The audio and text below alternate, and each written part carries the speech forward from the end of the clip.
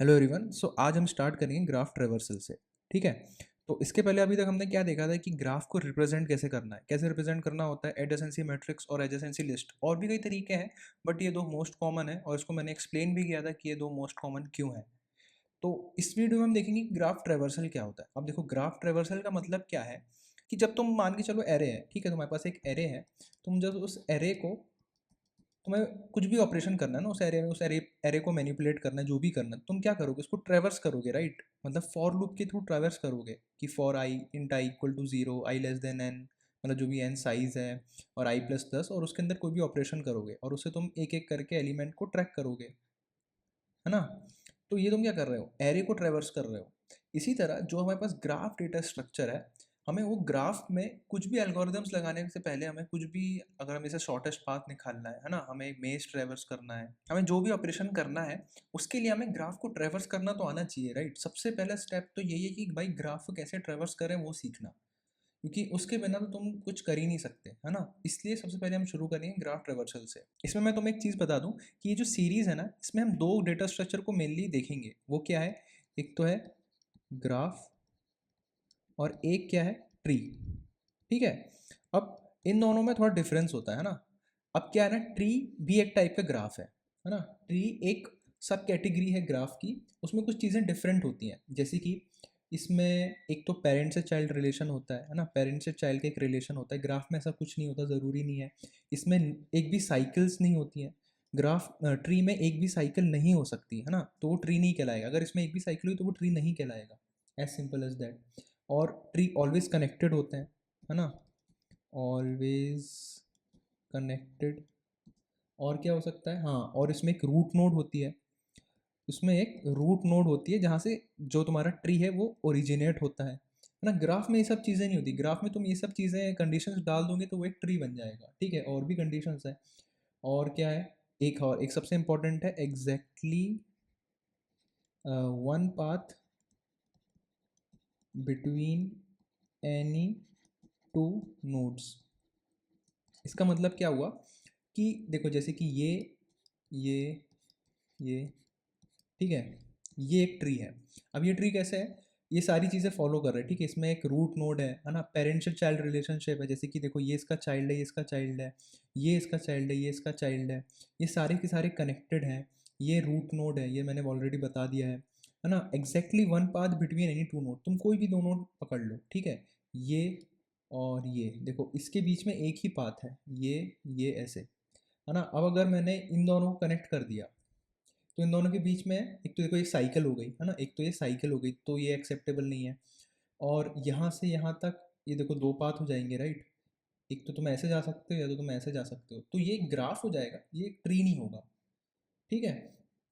तो मेनली ये दो डेटा स्ट्रक्चर को हम देखने वाले हैं और इनमें हम अपने D F S B F S जो भी तुम्हें लगाना है, हमें ग्राफ को ट्रेवर्स करना है ना। ऐसा छोटा मोटा कन्फ्यूजन होता है कि भाई डी एफ एस सिर्फ ट्री में लग सकता है ना।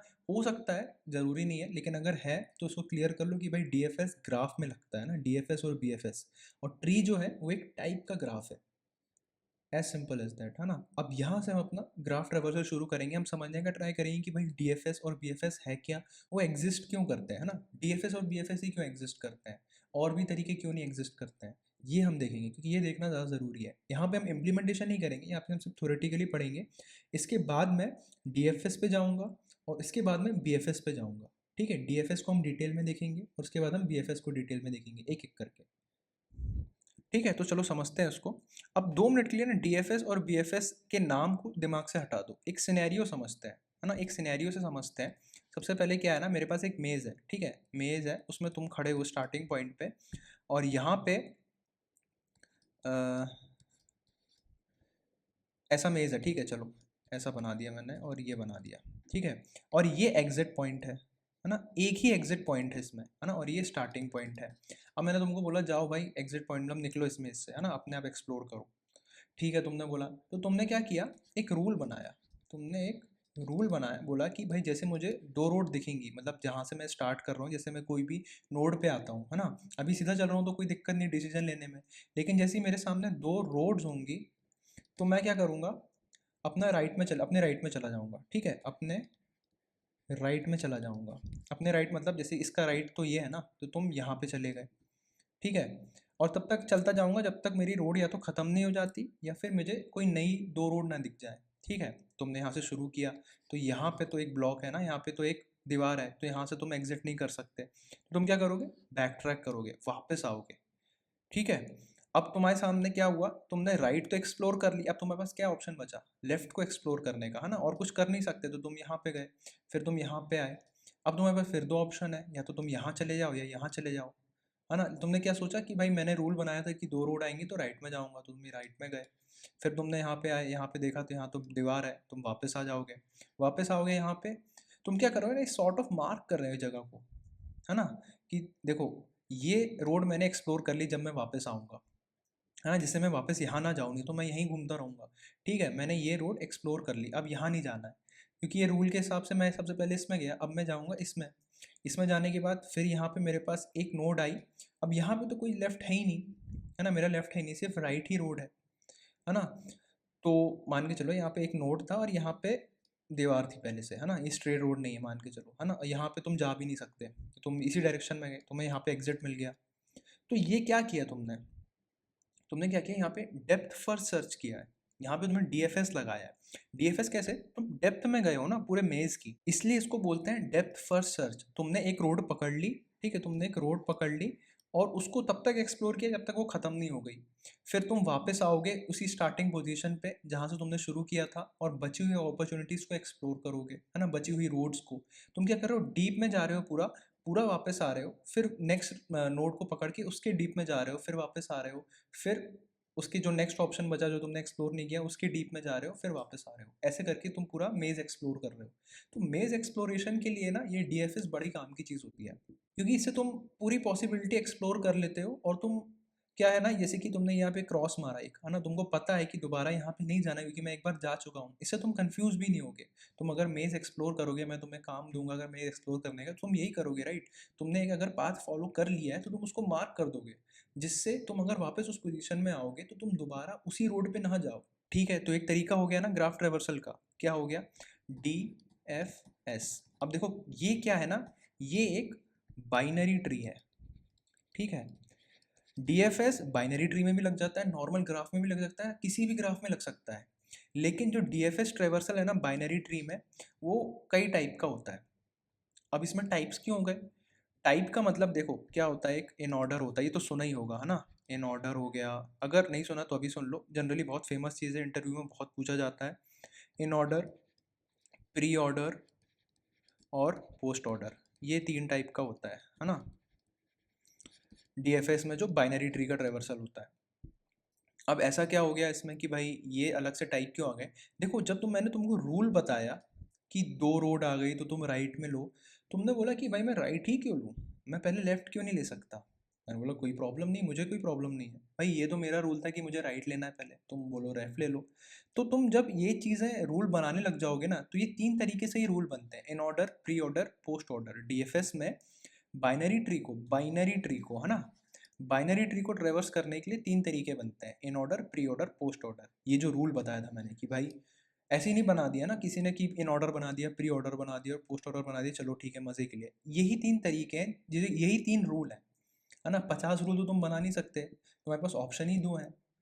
तो तुम्हें किस तरीके से ट्रेवर्स करना है ये वो बताता है ये रूल्स, ठीक है? In order, pre order, post order, binary tree को। जनरली अगर मैं तुम्हें ग्राफ दूँ, ऐसा ऐसा ऐसा ऐसा, ये, ठीक है, ये, तुम इसमें भी डीएफएस लगा सकते हो, कोई दिक्कत नहीं है।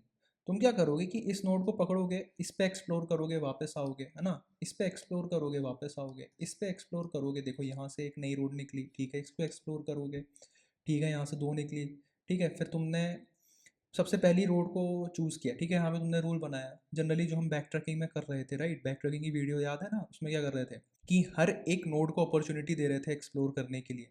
तो हम यहाँ पे फॉर लूप लगा रहे थे, तो फॉर लूप में जो पहली हमें एज मिल रही थी हम उसे एक्सप्लोर कर रहे थे। तो तुम यहाँ पे तुम्हारी पहली एज क्या है, ये मान के चलो, ये तुमने यहाँ पे इसको एक्सप्लोर किया, वापस आ गए, फिर तुमने इसको एक्सप्लोर किया, वापस आ गए, फिर तुम यहाँ से वापस आए और कुछ है नहीं, ऐसे करके तुम बिल्कुल स्टार्ट में आ जाओगे, है ना? तुम पूरा ग्राफ ट्रेवर्स कर रहे थे। लेकिन यहाँ पे इन ऑर्डर, प्री ऑर्डर ऐसा भी कुछ नहीं है, ये बाइनरी ट्री के लिए ही एप्लीकेबल है। अब बाइनरी ट्री ही क्यों?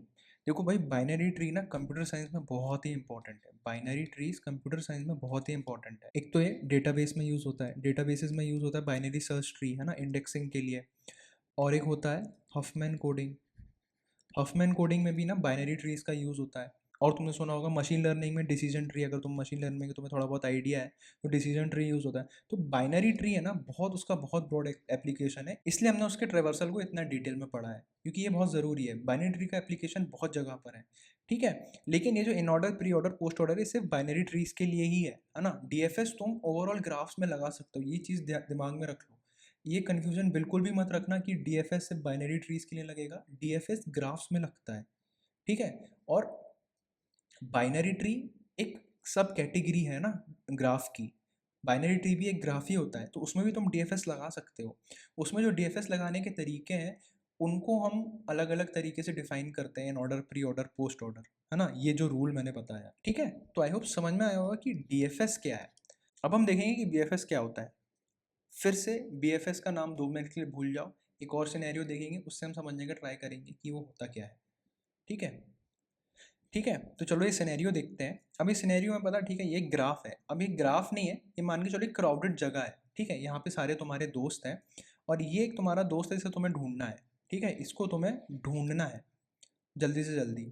तो तुम क्या करोगे, तुमने इससे पूछा क्या भाई मेरे दोस्त को देखा है, तो ये बोलेगा नहीं यार, ये अपने आगे वाले को देखेगा, क्या ये इसी दोस्त की बात कर रहा है, ये तो वो नहीं है, तो ये बोलेगा यार मैंने तो नहीं देखा, ठीक है। बट तुम इसको अपने लिस्ट में रख लोगे, है ना, इस बंदे को अपनी लिस्ट में रख लोगे, है ना।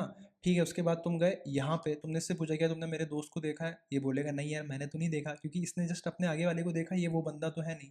ठीक है, कोई दिक्कत नहीं, तुमने इसको भी नोट कर लिया, है ना, तुमने इसको भी नोट कर लिया। अब तुमने क्या किया, इससे पूछा क्या तुमने मेरे दोस्त को देखा है, ये भी बोलेगा नहीं। इसने अपने आगे वाले बंदे को देखा और बोला भाई ये वो बंदा तो है नहीं, इसलिए मैंने नहीं देखा। ठीक है, तुम बस अपने आगे वाले बंदे को देख सकते हो, इतनी भीड़ है। तो तुमने इसका भी नोट कर लिया, इस बंदे को भी नोट कर लिया, ठीक है। इन तीनों के पास तो कुछ नहीं मिला। अब तुम आए इसके पास, जिसको तुमने नोट किया था पहले। तुमने इससे पूछा क्या मेरे दोस्त को देखा है, वो बोलेगा हाँ देखा है, तो मैं मेरे सामने ही खड़ा है। तो ये तो बहुत अच्छी बात हो गई ना। तुम देखो यहाँ से यहाँ से यहाँ से सीधा उससे जल्दी से जल्दी मिल लिए, यही एक तरीका था मिलने का, ठीक है। तुम अगर इस बंदे से पूछते ये इसका बताता, ये इसका बताता और ये इसका बताता, तो ये थोड़ा लंबा रास्ता हो जाता, लेकिन तुमने इस लेवल पे, है ना, लेवल वाइज से सर्च करके अपने दोस्त को ढूंढ लिया। तो ये क्या किया तुमने, लेवल वाइज सर्च किया ना, मतलब क्या क्या किया तुमने, लेवल ऑर्डर ट्रेवर्सल। तुमने पहले इस लेवल को एक्सप्लोर किया, इन सब से पूछा, फिर इनके नेक्स्ट लेवल पे पूछा, फिर इनके नेक्स्ट लेवल पे पूछा। तो इससे क्या हुआ, तुमको तुम्हारा दोस्त है ना सब जल्दी से जल्दी मिल गया, है ना।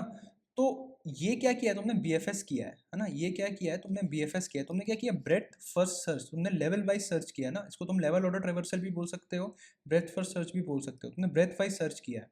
देखो, सबसे पहले जो टर्निंग पॉइंट आता है ना डीएफएस और बीएफएस का, वो यहीं पे ही आता है। तुम अपनी पहली नोड एक्सप्लोर करते हो, देखो यहाँ पे, ऐसे समझना इसको, है ना। तुम यहाँ पे आए, तुमने ढूंढा।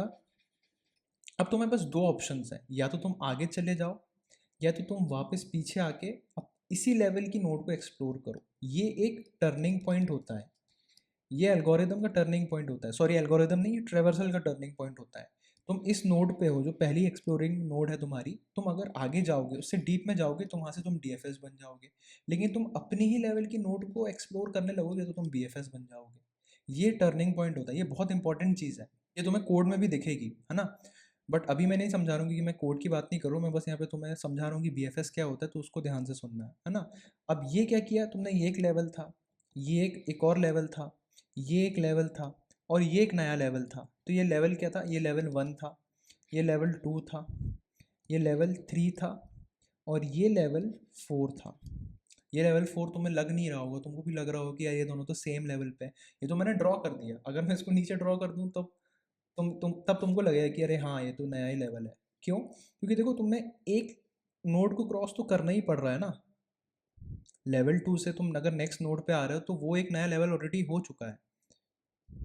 उसके बाद तुम नेक्स्ट नोड पे जा रहे हो तो वो एक नया लेवल शुरू होगा करेगा, है ना।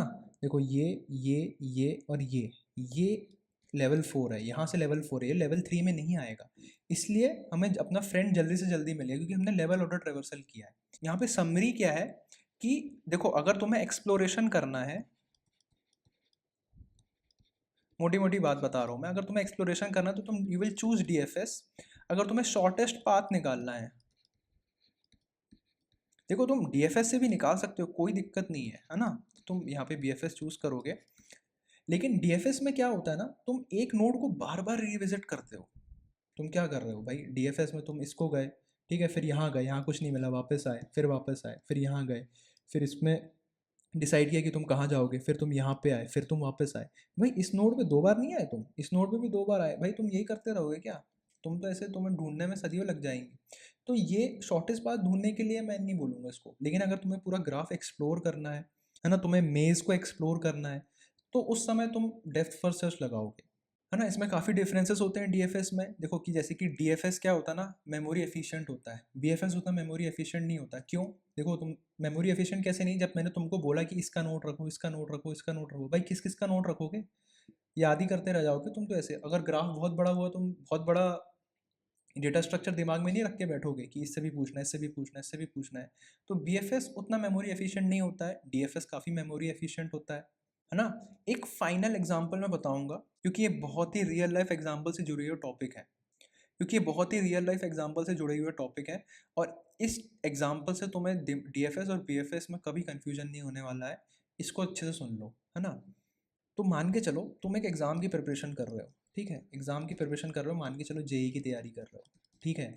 ये तुम्हारा स्टार्टिंग पॉइंट है, ये तुम्हारा स्टार्टिंग पॉइंट है, यहाँ से तुम शुरू कर रहे हो। तुम्हारे पास 3 ऑप्शन है पढ़ने के, मतलब 3 ऑप्शन क्या है, 3 चीज़ें पढ़नी है तुमको। एक फिज़िक्स, एक केमिस्ट्री और एक मैथमेटिक्स, ठीक है, तुमको ये 3 चीज़ें पढ़नी है। अब तुम्हारे पास 3 तरीके हैं पढ़ने के। 3 तरीके कैसे? देखो, तुमने फिजिक्स में शुरू किया पढ़ना, तुमने शुरू किया यूनिट्स एंड डायमेंशन से शुरू किया, उसके बाद गए तुम काइनेमेटिक्स में, उसके बाद गए तुम रोटेशनल मोशन में, उसके बाद गए तुम मैग्नेटिज्म में। ऐसे करते करते तुमने पूरा एंड तक एडवांस में सब कुछ पढ़ लिया, है ना। सब कुछ एडवांस का सब कुछ पढ़ लिया और तुमने फिजिक्स में बिल्कुल मास्टरी कर ली है, ठीक है। अब तुमने ये सब पढ़ के वापस आए हो, अब तुम ये सब पढ़ के वापस आए हो, अब तुम यहाँ से शुरू करो केमिस्ट्री का, ठीक है। अब तुम यहाँ से शुरू करो केमिस्ट्री का, तुमने शुरुआत किया इनऑर्गेनिक से, उसके बाद गए तुम फिजिकल में, उसके बाद गए तुम ऑर्गेनिक में, है ना। तुमने सब में मास्टरी करी और तुम वापस आए। इसके बाद गए तुम मैथमेटिक्स में, शुरुआत की कॉम्प्लेक्स नंबर से, फिर पढ़ा तुमने डिफरेंशिएशन, इंटीग्रेशन, फिर तुम गए कैलकुलस पे, फिर तुमने इन सब पे मास्टरी कर ली, बिल्कुल अच्छे से पढ़ लिया, फिर तुम वापस आए और तुम अब बोल रहे हो कि यहाँ पे मेरा प्रिपरेशन हो गया ख़त्म, ठीक है। ये एक तरीके था पढ़ने का। अब तुम ये भी कर सकते हो, पैरेलली भी पढ़ सकते हो ना तीनों। या तो तुम एक टाइम पे पूरा फिजिक्स पे लग जाओ, या फिर एक टाइम पे तुम शुरू कर सकते हो यूनिट डायमेंशन पे, है ना। एक टाइम पे, उसी टाइम पे तुम शुरू कर सकते हो इनऑर्गेनिक पे, और उसी टाइम पे तुम शुरू कर सकते हो complex number. Level by level पढ़ो, फिर धीरे धीरे धीरे धीरे तुम अपना कॉन्सेप्ट को स्ट्रॉन्ग करते जाओगे, एक एक करके लेवल लेवल वाइज पढ़ते जाओगे, है ना।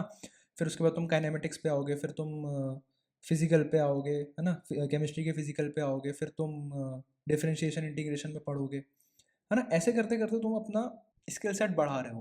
पढ़ाई के तरीके दोनों सही है। I prefer bread first search वाला तरीका। क्यों भाई? मुझे उससे चीज़ें याद रहती हैं, है ना। मैं एक बार में फिजिक्स की मास्टरी कर लूँगा ना, जब तक मैं मैथ्स में आऊँगा मैं भूल चुका हूँ फिजिक्स की बहुत सारी चीज़ें, बहुत सारे कंसेप्ट, है ना। केमिस्ट्री तो पक्का ही भूल चुका हूँ। इसलिए मैं तीनों को लेवल वाइज पढ़ने का ट्राई करता हूँ। अब भाई तुम्हारा क्या तरीका पढ़ने का, वो तुम देखो। तुम डेप्थ फर्स्ट सर्च की तरह पढ़ते हो, तुम ब्रेड फर्स्ट सर्च की तरह पढ़ते हो, कोई दिक्कत नहीं है, जैसे तुम्हें सही लगे। बट तुम एक तरीके से तो पढ़ते हो, या तो वो बीएफएस होगा या वो डीएफएस होगा, ठीक है। तुम एक टॉपिक के बिल्कुल डीप में चले जाते हो, बिल्कुल एंड तक चले जाते हो, और उसके बाद उसके टाइम में तुम और कोई टॉपिक छूते भी नहीं हो, ऐसे पढ़ रहे हो। या फिर तुम सारे टॉपिक पैरेलली पढ़ रहे हो, है ना, एक एक करके एक एक टॉपिक, जिससे तुम दूसरे सब्जेक्ट के आउट ऑफ टच में ना रहो। क्योंकि मेरे साथ ऐसा होता था, अगर मैं डेप्थ फर्स्ट सर्च के तरीके से पढ़ता था तो मैं पुराना टॉपिक भूल जाता था, इसलिए मैंने बीएफएस का तरीका लगाया, ठीक है। तो आई होप समझ में आया होगा कि डीएफएस और बीएफएस में मेन डिफरेंस क्या होता है। अब हम डीएफएस डिटेल में समझेंगे नेक्स्ट वीडियो से।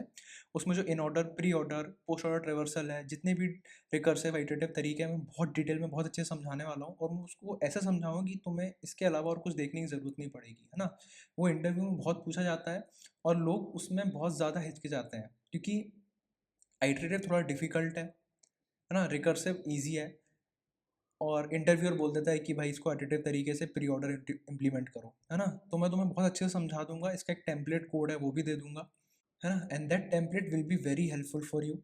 जनरली मैं टेम्पलेट ना थोड़ा अवॉइड करता हूँ देने को, बट इसमें क्या है ना, ये इंटरव्यूज़ में बहुत पूछा जाता है, तो उस पर्पज़ से मैं इसका एक टेम्पलेट प्रोवाइड करूँगा, जिससे तुमसे अगर ये इंटरव्यू में एज इट इज़ पूछ लिया जाए तो तुम लोग उस समय हिचकिचाओ नहीं, है ना। और उस टेम्पलेट से तुम्हें बिल्कुल भी प्रॉब्लम नहीं होगी, कभी भी नहीं होगी, है ना। तो नेक्स्ट वीडियो में मिलते हैं।